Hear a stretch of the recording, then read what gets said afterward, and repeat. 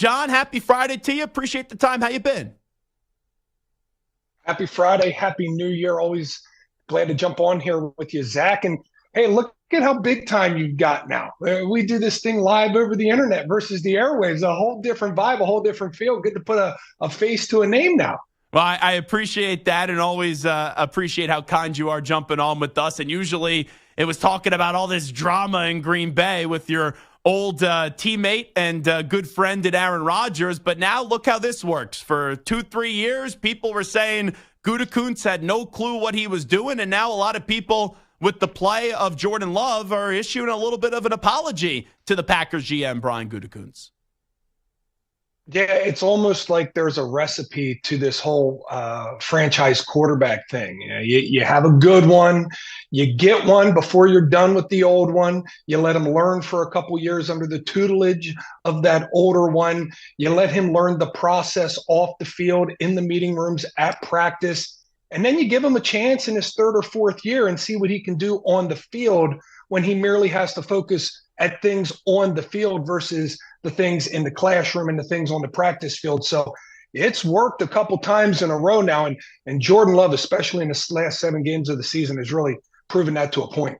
We saw the Lions last year towards the end of the season get hot, and they won 5 out of 6 games, and that carried over with the momentum that they were doing into the next season. When you look at Green Bay, and they have a chance to go make the playoffs on Sunday and win 5 out of continue to get hot down the stretch. What have you seen with this team in the last few weeks where they've started to turn around and just play better football? Well, specifically, it's been the play on the offensive side. Jordan Love's not the only young piece, the only inexperienced piece heading into this season. There's a lot of rookies on this offense. When you talk about tight end, wide receiver, even on the offensive line. So they all had to kind of collectively work together to grow and become a cohesive unit. And that cohesiveness has really taken place these last 2 months of the season, and they've kind of taken off. They've had a couple struggles, a couple hiccups in the last month of the season in December against Carolina and against Tampa Bay and against the New York Giants defensively. But if they can play a little bit more aggressive on the defensive end this week against Chicago, get themselves another victory. I've talked to a lot of coaches. I've talked to a lot of personnel in Green Bay. A playoff game, that type of experience in your first year as a starter for Jordan Love and a lot of these young guys on this offensive side, that'll pay dividends exponentially going down here in the future. So getting this playoff game is huge, but it's been the play of Jordan Love and this young offense coming alive, which is why they are in the position they're in. Talking to John Kuhn right now. Going into the year, I said, I don't really care about the wins or losses for the Packers this year, and it's incredible they have a chance to go make the playoffs coming up on Sunday. But it was more so at the end of the year, how do I feel about the quarterback? Do I think the quarterback has enough to be the guy moving forward? And you get the best of both worlds right now. Like, how far are you willing to go with Jordan Love? And like, what do you think his ceiling could be as the quarterback of the Green Bay Packers? I'm going all the way with Jordan Love, Zach. He showed things early on that a special type of athlete can show. And that came about 1 every 4 plays. And then we had a dip in the middle of the season where he had some struggles with turnovers and he had some struggles with getting the ball out on time. And then he learned about midway through the season, I don't need to be perfect on every single play. I can use my check down. I can facilitate this offense even when it's muddy. And as the season progressed even further towards the end of the year, he's gotten so good before the snap of the football, of recognizing the defense, getting in the right checks, that he is now mentally and physically there so that 3 out of every 4 plays are something that a good and established veteran quarterback is doing. And I'm willing to say right now, I expected Jordan Love to be good at some point in time. I did not expect it to happen as fast as it has this season. And Jordan Love right now towards the end of the season, I dare to say he's playing as good a football as nearly any quarterback in the National Football League right now. And going into next year, there's no reason why he can't improve even more. Also, I think it's important when you look at all the drama since there was that decision to draft Jordan Love and all the fighting with, LaFleur and Gutekunst and Rodgers, that created a little bit of an unhealthy locker room.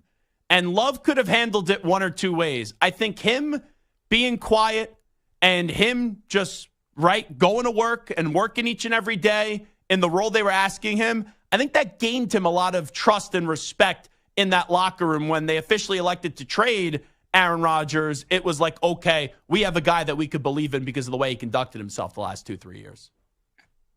Yeah, one thing this whole country is going to learn about Jordan Love is he is a very even keel person. He doesn't get very emotional. You don't see a whole lot of highs or lows out of him, no matter how a football game is going, no matter how the chaos is externally. It's always calm and collected on the inside. And, some of that has to do with his age, being much closer to a lot of the younger players on the offensive side. They have a great relationship, a great rapport.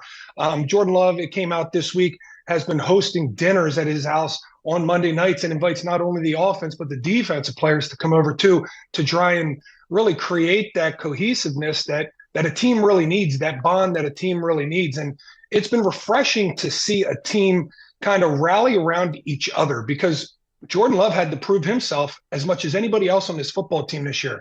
That hasn't been the case at the quarterback position in Green Bay for a very long time. So for people to see Jordan Love earning his stripes while they are simultaneously earning their stripes, that is something that goes a long way. And you root for one another in those aspects. And you can definitely feel a tighter-knit offensive group this year than what you have in years past. Wrapping up with John Kuhn, who joins us right now on CBS Sports Radio. Let me talk about your friend Aaron Rodgers a little bit. I know he got in this whole controversy this week because he opened his mouth with McAfee, and then he's talking about the Epstein list with Kimmel, and it's just things you can't do, but he, of course, did them anyway. Obviously, it stinks that the guy got hurt. I never thought he was going to return this year. We know he's always going to say what he wants to say. How do you think the next year or two, in what could be the last 2 years of Aaron Rodgers' NFL career, which has been a great one, are going to play out? Like, what do you kind of expect from Rodgers next season? Well, I hope he has a healthy season. I hope he gets to play all 17 games, because I'd like to see how he can perform and how he can go out here in New York. And this is retirement talk that we've been talking about for a couple years in Green Bay and now in New York. And with the injury, you never like to see somebody go out like that. So I'd like to see him go out in his own terms. I'd like to see him come back next year, be 100% healthy, and not have to miss any time for the New York Jets. Because quite frankly, with that roster and that team, I thought they were poised to make a playoff run in New York. And without him, you can clearly see it's a much different picture. So I'd like to see what he's able to do in a new environment and see if he can't add a little piece to his legacy.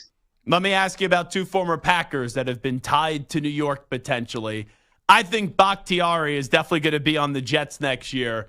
Davante Adams, I know he's under contract, and a pretty large contract may that be, after that deal that he got from the Raiders. But as long as the Raiders keep Antonio Pierce, I think Adams will stay with the Raiders. Just how about the future of two guys that you know well, in Davante Adams and David Bakhtiari?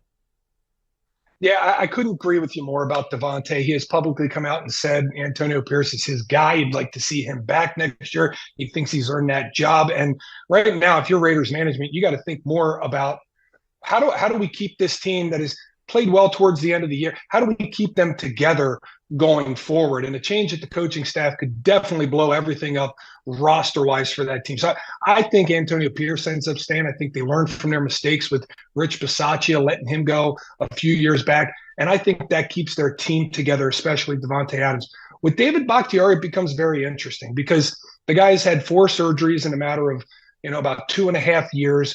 He's only played a handful of games, a little over a dozen games in the last 3 years since he was the highest paid left tackle in all of football. So he's been very adamant and very vocal about his disdain with playing on turf, especially the turf in New York. It would be very interesting to me if he had to swallow those words and kind of eat some crow to go up there and play too. Obviously, that would take some sort of releasing by the Green Bay Packers first, or a trade or a forced trade in that nature. And I'm just not sure how likely all of those combined play into one another. And then last thing I'll ask you, just to get the flip side of this Bears-Packers game coming up on Sunday, we talked about the Green Bay side with you, the Chicago side, right? Like we talked about the Raiders, how you don't mess what's going well with Antonio Pierce.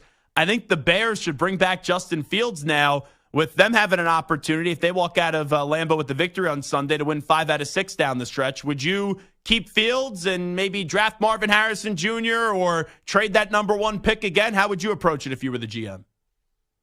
Well, this is going to be a fascinating development after the season because everybody knows when you take a coaching job or a GM job in Chicago, number one goal is to beat Green Bay. You have to go up north and win and get some victories. And I think they haven't won against Green Bay in their last 9 attempts. If they find a way to come up to Green Bay and they have a matchup that could potentially upset the Green Bay Packers this weekend, if they can come up here and get a victory, that makes it really tough on the ownership, on the management to say, hey, Justin Fields, we got to move on from you. Matt Eberflus, we got to move on from you. I think they might consider it more to keep all of these guys around and build around Justin Fields if they can come to Green Bay and get a victory. If they don't, and I truly believe this game matters in the future for Justin Fields, if they don't, and he goes 0 for his career against the Green Bay Packers as the Chicago Bears quarterback, I don't think there's any way they keep him. I think they're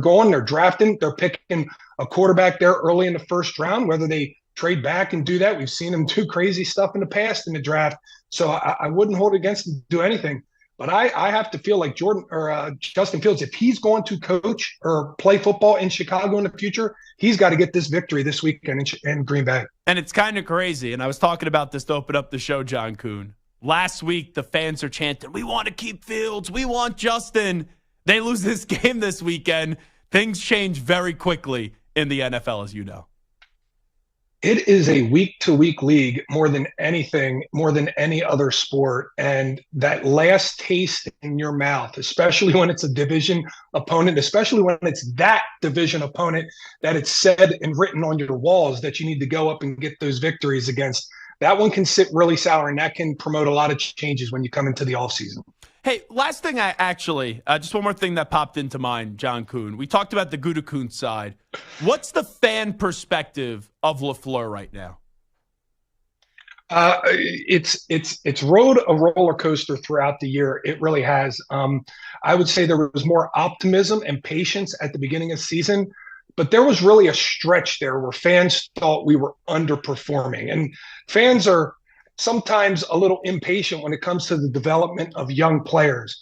But as this team has really taken off and this offense is on the cusp of hitting a top 10 offense in the National Football League, they're starting to realize that Matt LaFleur, he can scheme up some stuff. And with Jordan Love and these young wide receivers, they're going to be able to accomplish things offensively going forward.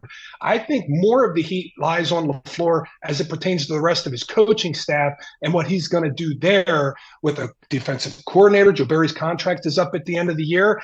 And where does he go from there? Because if there is some sort of retention there for Joe Barry, that's the only thing that would sit sour as far as the fans go here in Green Bay. Yeah, there's that. I follow the tweets. I follow the conversations. It is not a hot take to suggest that the Packers fans do not like their defensive coordinator. He is John Kuhn. John, appreciate you doing this. Thanks so much. You be well. We'll do it again soon. Absolutely. Take care, Zach.